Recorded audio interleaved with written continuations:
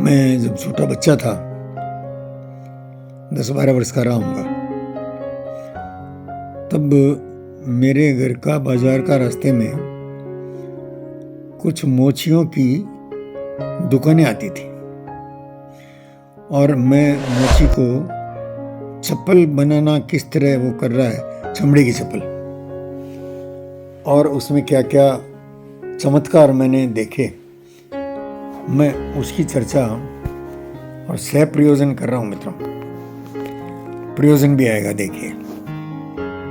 वो आदमी के लिए भी चप्पल बनाते थे, महिलाओं के लिए भी बनाते थे, और कुछ ऐसे जूते होते थे जो महिलाएं पुरुष दोनों ही पहन सके। गांव में किसान जो है वो मोजरी पहनता है, जूते जो कांटों से पूरा बचाता है और पैर को, चमड़े को, और मोजरी पहन करके निकलता है वो। तो ऐसी मोजनियाँ और उनके ऊपर बनी हुई डिजाइन, वो देख देख कर मुझे हैरानी होती थी। उसमें हर मोजरी की अलग डिजाइन होती थी।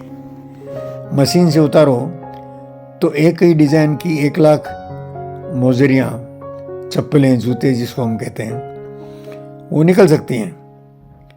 लेकिन वो जिस कौशल से और जिस तरह उनका हाथ चलता था और वो उस पर डिजाइन बनाते थे, रंग बिरंगी, ओह मित्रों में कमाल है। वो मोजरी आज गांव में बनी हुई अमेरिका के बाजार में बिक रही है। मैं उसी मोजरी की बात कर रहा हूं। और तब मुझे और हर्ष होता है जब मेरा विजय सेठिया, छोटा भाई, और वो मुझे कहता है कि आप ये सब काम अभी जो कर रहे हैं बंद करिए, अपनी ताकत को समेट के रखिए, आप ठीक होकर के अपन लाडनू चलेंगे और गोलियां खेलेंगे। गोलियां खेलेंगे ना, पर मेरा बच्चा मन जो है वो मचल जाता है। मेरी गोलियां, कांच की गोलियां खेलते थे बचपन में। हे राम राम राम राम राम राम राम।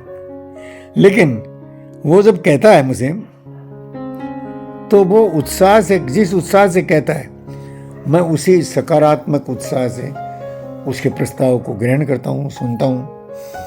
और मैं देखता हूँ, जैसा डॉक्टर भी मुझे बोल रहे हैं कि भाई मैं 2-3 महीने में और पूरा चलने फिरने लायक और स्वस्थ हो जाऊंगा। अभी तो जो हार्ट का ऑपरेशन हुआ है वो बड़ा कठिन हुआ है और उसमें सावधान रहना है मुझे। अब देखिए, मैं सावधानी तो नहीं रख रहा हूँ मित्रों। ये आपसे बात करना अभी का ये मेरा 7वां वीडियो होगा।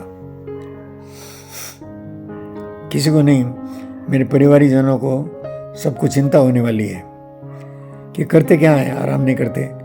और डॉक्टरों ने आराम करने के लिए शायद मेरा बेटा मुझे उठाकर वापस हॉस्पिटल में डाल दे और फोन मेरे से छीन ले।